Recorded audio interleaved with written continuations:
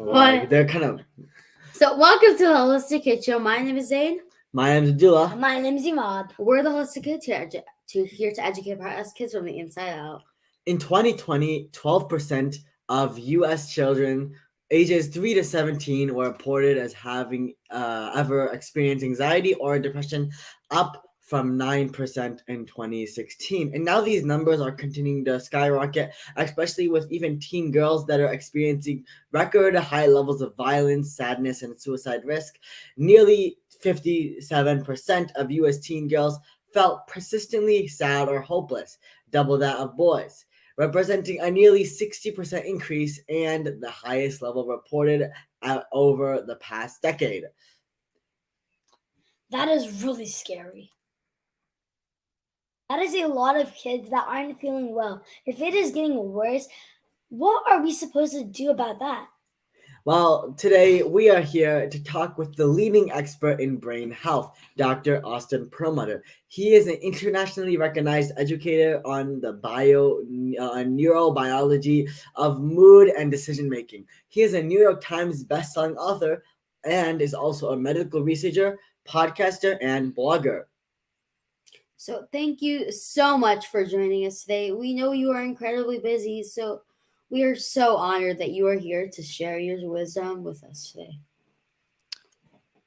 Thank you so much. So, how did a conventionally trained medical doctor turn into a New York Times best-selling author? We would love to know your story. Well, how do 3 kids get into podcasting? It's one step at a time. And I really appreciate all of you having me on and for all of the interest that you have in health and medicine and trying to better understand things, which I think is kind of key to this. So like you said, I did conventional medicine, and that means you go to college, you do 4 years of med school, and then in my case, I did another 3 years of residency. So many years of training to try to understand what's happening in our bodies and what goes wrong in our bodies. But as much as I had spent all of these years learning about things like diabetes and heart disease and cancer, I didn't really learn too much about how to help people to overcome stuckness. And the way I look at it is we all have some level of getting stuck. And you all might feel this a bit where, you have times where it's harder to get yourself to think clearly, where your mood is down, where you feel like you're just getting brain fog and stuff. And these are things that everyone experiences each day to some degree. But many people experience this all day long, every day. And so I wanted to try to find ways to help people to target that didn't necessarily require drugs, pharmaceuticals, pills. So that was what brought me to working with my dad on this book that we wrote, Brainwash, which is all about the things. There it is. Yeah, nice. Yeah. All about the things we can do to help get our brains and our bodies unstuck. And that's been a journey for myself, but also just in helping other people to understand how there's so many things we can each be doing, even the food we eat, or going for a walk, or going outside and spending some time in the trees, that all of these things have a good effect on our brain health and can help us to potentially prevent conditions like depression, but certainly feel better on a given day. I mean, yeah, that's amazing. Everyone wants to always feel have a lot better. No one wants to feel sad all day or depressed or just stressed out. So in your book, you state our brain's performances is being gravely manipulated, resulting in behaviors that leave us more lonely and anxious, depressed, distrustful, and illness prone, and also overweight than ever before. At the same time, we also feel disconnected from ourselves, from others, and from the world at large. So how are our brains being manipulated like that so that we always are feeling, disconnected? Right. Well, I guess think about how much time people spend on their screens. So I don't know what you're all allowed to do as far as how many hours a day you get for TV or for social media. Probably not a ton of hours, but many people today spend most of their hours looking at screens. And it's one thing right now, the three of you are looking at me, I'm looking at you, we're online. And this is okay, right? We're having a conversation, we're learning about things, we're interacting with each other. But so much of the time that we spend for the average person each day is not like this. You're looking at your screen, but you're just looking at meaningless information. Or maybe you're looking at other people on social media and you're thinking, oh, how come they have that new toy that I don't have? Or how come they get to go on vacation, but I don't get to go there? Or how come they're so good at sports, but I try hard and I'm not that good? There's so much of this kind of comparison mentality and this feeling of, I don't have enough, I'm not good enough. And over time, that has a pretty bad effect on our brains because it makes us feel like we're not good enough. And it makes us feel like even when we're doing all the right things, eating healthy, trying to exercise, we're never going to keep up with all the other people. So if you think about this, the average person is spending over 2 hours a day on their social media, on their phones, on Instagram, on Twitter, on all these Facebook platforms. And they're spending 4 hours a day watching TV. And I'm not saying TV is necessarily bad. There's some great movies, some really educational shows. You can learn about the world. You can look at animals living in other continents. And I really enjoy that. But a lot of what's on there is just kind of not good for your brain. It's like junk food for the brain. So it's a lot of what we consume through our eyeballs, what we're seeing, what we're hearing, that's not very good quality. And it's also what we eat. So I know for the three of you, you're very lucky because your mom is an amazing chef. I've had the opportunity to eat her food. She brought this incredible feast to us when we were in New York. All these amazing ingredients, rich in nutrients. But many people, most people, are eating junk for 3 meals a day. And they're eating junk for snacks in between those meals. Tons of sugar, tons of additives like food coloring and preservatives. And our brains eat that, right? So when we eat food, that goes up and becomes part of our brains. It changes how our brains work. When we look at things on our screens and hear things that are junk, they also go into our brains and they change our brains. And over time, that sets our brains up to be less healthy. So it's important for each of you to think about this. You each have things that you're going to care about. So you might care about being a better singer or being able to run faster, or just maybe you want to be smarter. But in order to do any of those things, you've got to be paying attention to your brain, right? Because your brain is what makes you feel the way you feel, makes you feel happy or sad, makes you be able to think clearly. And in these days, in the modern day, most of how our brains are being set up, it's like building with the wrong Legos. They're just going to be less stable and they're not going to work as well. So that's the idea behind it, is your brains are basically being changed by what you're consuming, what you're taking into your bodies, but most people are not taking in healthy stuff. Yeah, and that's why, your brain is so important that you have to also take care of it like you take care of your gut and the rest of your body, right? If your brain is feeling a little, if you put bad stuff and you indulge, your brain like is exposed to all of these kinds of like junk, then it will start working a lot worse and you'll not be kind of like the full potential that you would be. Like a lot of people, they'll want to start cooking, but then they'll see someone that cooks a lot better than them. And then they might feel, oh, I can never be as good as them. There's no point in trying. When they could have, even if they kept on trying, they could have been one of the best cooks in the world. Which is why what they say, that the only limit is your brain. Mm-hmm. That's true. And I mean, even think about this. So if you're going to go on social media or look on TV and you see the ads for foods, Mm-hmm. you see the delicious looking piece of cake, right?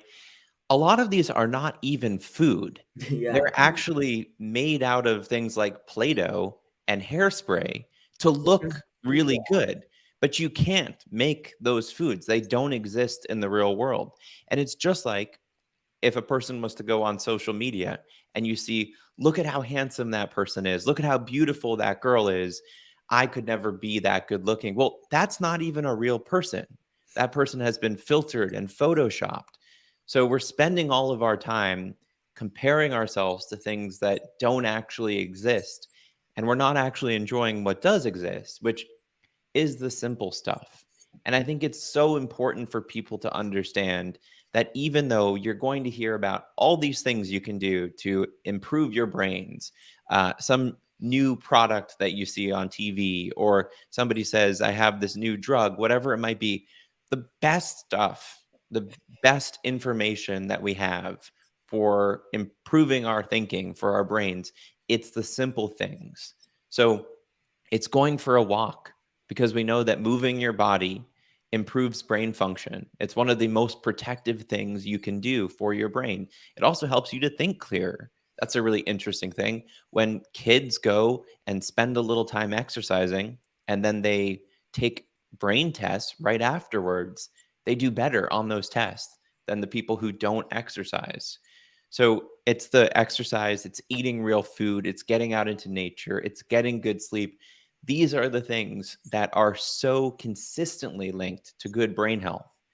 And I think that's really important, because these are a lot of things. You could argue the food may be a little bit more challenging for people, but most of these are things that everyone can do more of. We're not saying you have to take 18 supplements every day. We're saying if you're feeling like you want to do something for your brain, go for a walk, or do some push-ups or some crunches. These are things that are right available to us inside of our houses and just outside of our houses, and they're so important. Let's start with the basics. There are a lot of sad kids in the world. What do you think is going on? Is it really only a brain problem? It's a very good question. And there are a lot of words that people use to talk about sadness, right? And so if something sad happens in your life, you will maybe feel sad. But there's a difference between, feeling sad because you saw a sad movie, or because maybe your pet dies or something, and the type of sadness that is seen as depression, which is one where it really lasts and it lasts, and it makes it hard to basically do the basics. People who are clinically depressed have trouble getting out of bed in the morning. They don't eat as much, or they eat too much. They feel like they're less interested in things. And so that's really the depression piece. But your question, which is a good one, is why are so many people feeling sad, feeling like they're just not interested in things, like they don't want to get out of bed in the morning? And I think there are a number of reasons why this is happening. There are a number of reasons why there are so many people now having this happen, especially kids who maybe weren't feeling sad a few years ago. Some of this has to do with what I already said, which is what it is that we're consuming. If we're watching a lot of junk, if we're eating a lot of junk, that's not going to help. But I think, too, if you look at what's happening in our brains, which you mentioned, there's a number of things that are happening. One is maybe inflammation. One is changes in hormones, things like cortisol, things like insulin. Some things maybe are neurotransmitters, which are these tiny molecules that float in between our brain cells. They have names like serotonin and dopamine. But I think it's really a lot of things. It's not just one thing. And I'll give you an example. You three probably have an experience of love, right? There are things you love. I mean, I don't know what it might be. Maybe it's family, maybe it's friends, maybe it's both of those things. Maybe it's a sport, maybe it's a pet. But it's a feeling, right? It's a deep feeling that you maybe feel like it comes out of your chest. Maybe it feels like it comes from your heart. But love is also an experience in the brain, right? We know that as people experience emotions like love, there are neurotransmitters that are involved. So maybe it's some serotonin, maybe there's some oxytocin. There's stuff happening in the brain. But I don't think we would want to say, nor would it be accurate to say, that you have love and that is because you have this one molecule, or this one thing happened. It's bigger than that, right? Love is this, it's different depending on the type of love you feel. I love sauerkraut, right? It's a feeling. I don't. It's a random Yeah, Well, we also love sauerkraut. Okay, there you go. So when I see the sauerkraut in the morning, when I'm having my breakfast and I want to eat some sauerkraut, I feel something about it. Feel it here, but it also is up here in my brain. Now, is there a little dopamine and other stuff? Sure.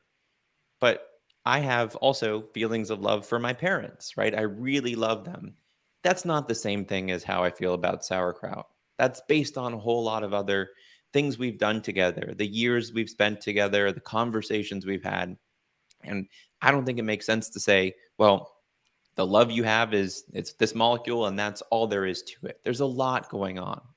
And I think it's similar when you say something like sadness, because it's not just like one sadness is the same as another sadness, right? If a family member passes away, that's not going to feel the same as if I'm out of sauerkraut, right? Those are different things. They're both sad, but it's kind of like saying, that the heart pumps blood and that's all you need to know. Well, there's a lot of other stuff happening in the heart, right? And the brain is way, way more complicated than the heart. So I think when we talk about sadness, maybe what we should talk about is people feeling disconnected. They feel like they're not linked in with their community. They feel like they're not thinking straight. They feel like their mood is low. And if you open up for that bigger conversation, then you can open up to saying, what are all the different things that seem like they're important for a person to feel connected to others, to themselves? So I think sadness is in part people are just more disconnected from each other. We know we need community, friendship. These things are really important. Sadness is in part a chemical thing that has to do with the food that we eat, the exercise we do or don't get, the quality of the sleep we get. I think it's also being away from nature. That sounds really silly. I don't know if you guys all enjoy outside time, going out in trees and things, and how you feel if you're outside versus if you're spending the whole day inside looking at a computer screen.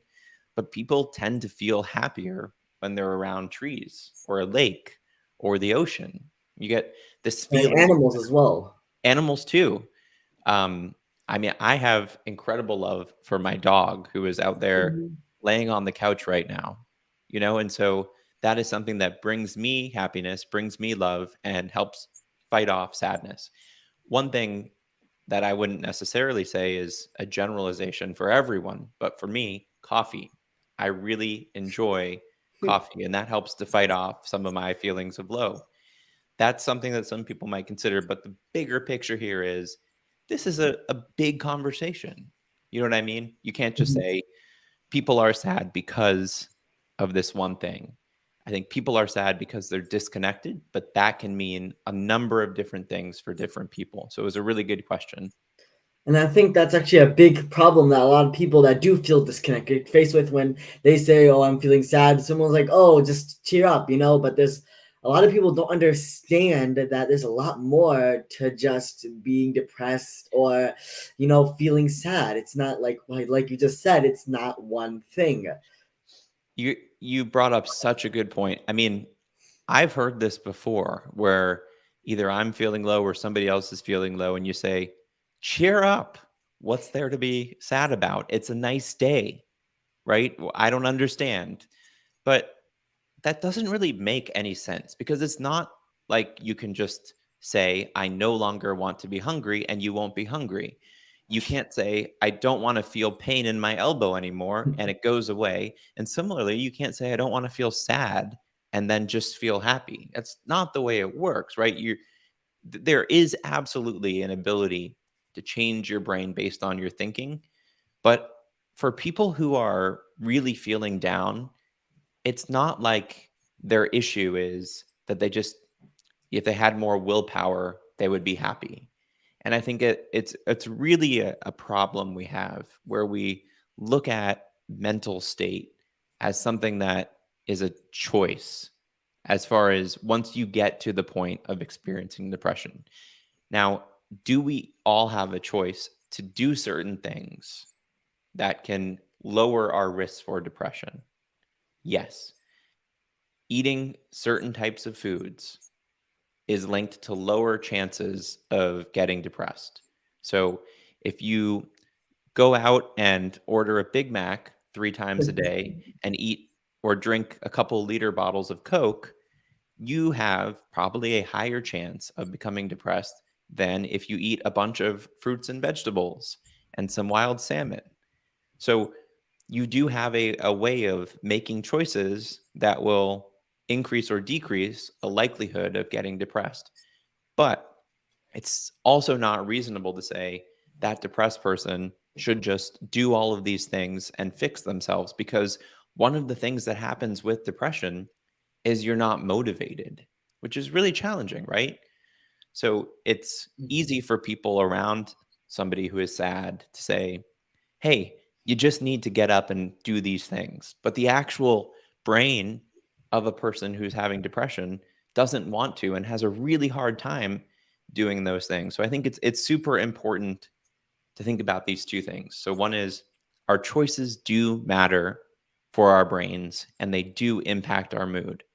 However, we can't just choose our way out of bad mental health. We need to have empathy, right? We have to feel for people who have trouble with mental health, because it makes it really hard for them to make healthier choices because of the way their brains are set up. So it's another really good point you bring up, as far as we kind of blame people for what's more complicated than it maybe seems. Yeah. And is there, I mean, because a lot of people, they'll be like, okay, I've ate and I've like fixed my entire diet. I've started exercising. I've started, sleeping more, but I still feel disconnected. Yeah. Is there is there a different, are there any other ways to like actually feel more connected, but besides changing yourself? Yeah, there are a lot of ways. I think you brought up the most important things around health. If you were to look at all of these different studies, thousands and thousands of studies, what do they say are the things that are most important to health? Well, it's eating real food, it's exercising, and it's getting good sleep. And here's the challenging one: it's having meaningful connection with the people around you. So, you've all probably heard about these blue zones, these places Mhm. around the world where people live long lives, where they're really happy, they're really healthy, and they go on to live to 90s, maybe even over 100 years old, and they don't get so many of these diseases. And you ask, well, what are they doing differently? So, yes, they're eating more real foods. Yes, they're walking and actually exercising each day. Maybe they get better sleep, but one of the most consistent things that these people are doing is they're connected with the people around them. And you can't just force this one. So you can go to the grocery store and buy a bunch of healthy foods. You can go to the gym and get on the treadmill for 30 minutes. And you can try your absolute best to get 7 to 9 hours of sleep each night. But if you're doing it in isolation, that's basically still prison, right? You're not going to get the the real benefit of existing in this world, which is to be in conversations, to be in connection with people. It'd be like saying to any of the three of you, if you were able to go on long walks, have good food, and sleep, would that be enough? Would you be a happy person? I mean, do you wake up in the morning and say, I want food, exercise, and sleep, and I'm good? Or do you think about other things that involve friends and family, right? Yeah. Do we think about other things? So the point is here, this is a big and challenging thing, because today everyone's trying to basically get more and more disconnected by virtue of screens and wanting to communicate via social media but not in person, and also kind of people seem less interested in going deeper below the surface in conversations with people. They just want to have a quick text message or an emoji and don't want to hear about how somebody's day was. But we really do need those connections. And there's a really interesting study that has been done by researchers at Harvard, and it's the longest study they've done looking at adults and what are the things that keep them healthy and happy. And the most important thing is good social connection. So that's the thing that we don't hear about enough, I think, in medicine is priorities for the day. Sure, you get your healthy food. Sure, you get some good sleep. Sure, you get outside, you move around a little bit. But what can you do to foster these relationships? And the three of you are lucky. You live together. You have the opportunity to chat with each other. You can play together. But there are a lot of people now, kids included, that are kind of spending their days in isolation. And it's becoming a really big deal for older people because older people used to live in the same houses and in community with their children and with their grandchildren. So grandparents, right? They used to live in the house with the grandkids. But now more and more grandparents are living on their own. So they're experiencing a whole lot of depression now and loneliness. So it's a tough thing, but I do think if each day we can carve out a little time to call or to go over to a friend's house or to spend some time with a parent or a family member, that is so important for everyone because the other things will only get you so far. You have to still connect with the people around you. So, do you think people should shut down their emotions? Oh, that's an interesting question. Well, what do you think? Well, I think no, because it's good to talk to people about your emotions. Because, like, if you keep it in for so long, it like Then it like if as a kid, if you have all these like negative emotions, then they might go into adulthood, right? And when you become an adult, you also have those same emotions. It's like people think that emotions are just gonna go away with time, but usually they stick around a lot longer, and usually for your entire life. Yeah, they're good points you're making, and you should ask some other people this question because people may have different opinions. So what you're asking about is partially kind of psychiatry and psychology would be the fields. You say, who is the person that should know what you're supposed to do with your emotions? It, by the way, it's probably not me. Uh, and then, so it's partially the psychology of it, and then it's partially philosophy, which is what is the best way to live a life, a meaningful life? And different people, depending on which philosophy they have, are going to approach this question very differently. So, for example, there's a philosophy called Stoicism, which I don't know if you've all heard about this before, but kind of ancient Greek, Roman times, we're looking at people who kind of believe that, you know, you should accept generally that life is challenging. You should let emotions flow through you, and you shouldn't get bogged down in experiencing these painful emotional states.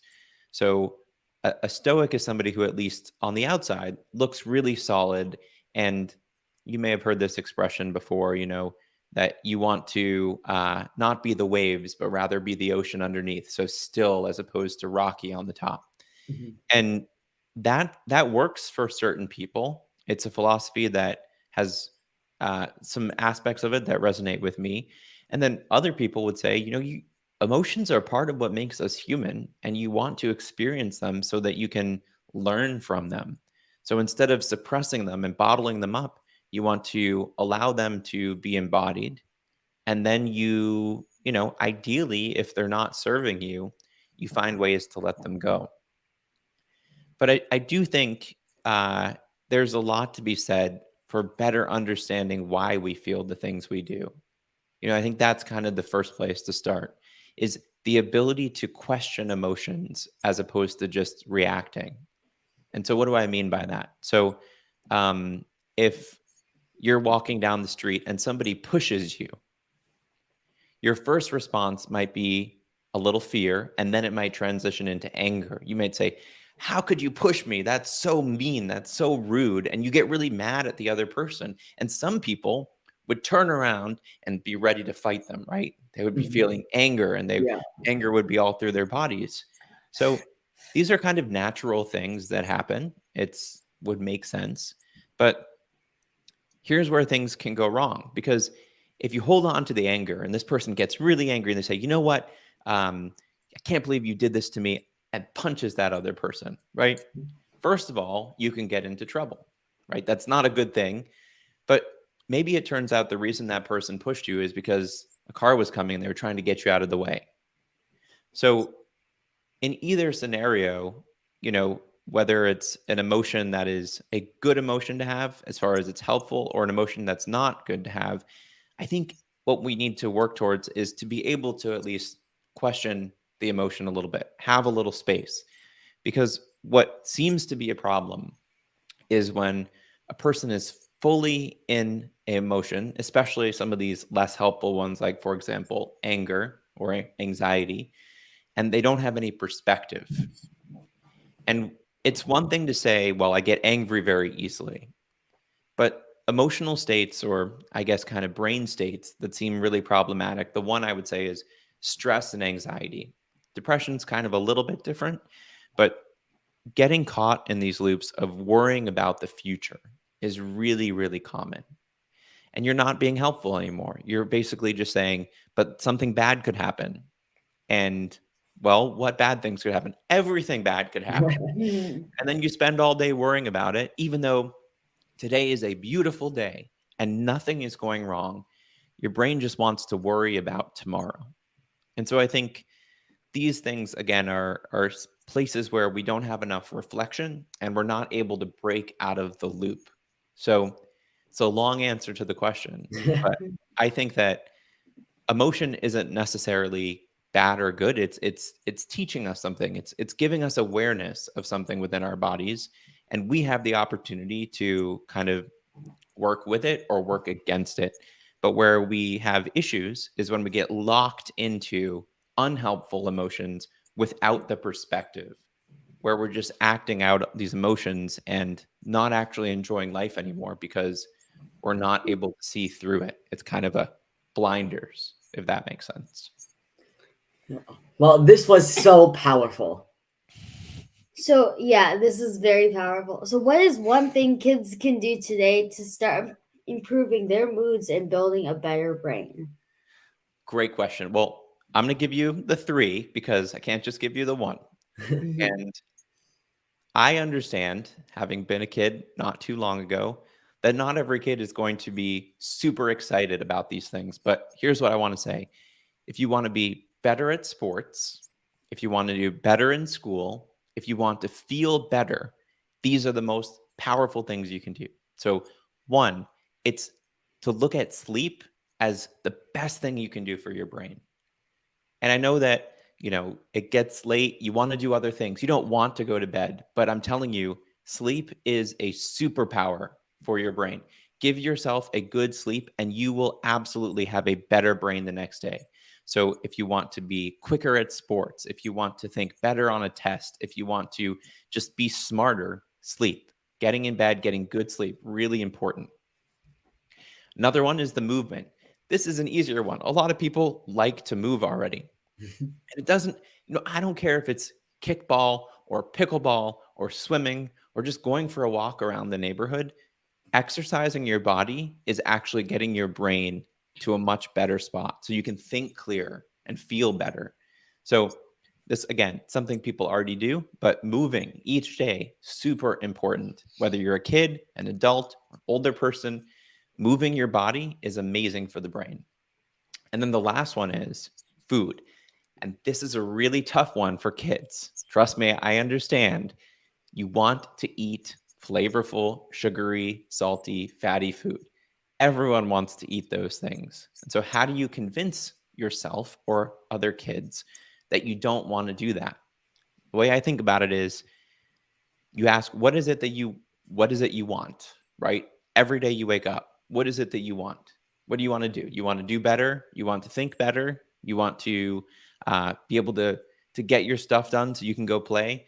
Whatever it is, you want to have the brain that's on your team, right? And so if you want to do that, you can't fuel your brain with junk. It's like putting really junky fuel in your car. Your car is going to break down. And so if you're able to understand that, that's amazing.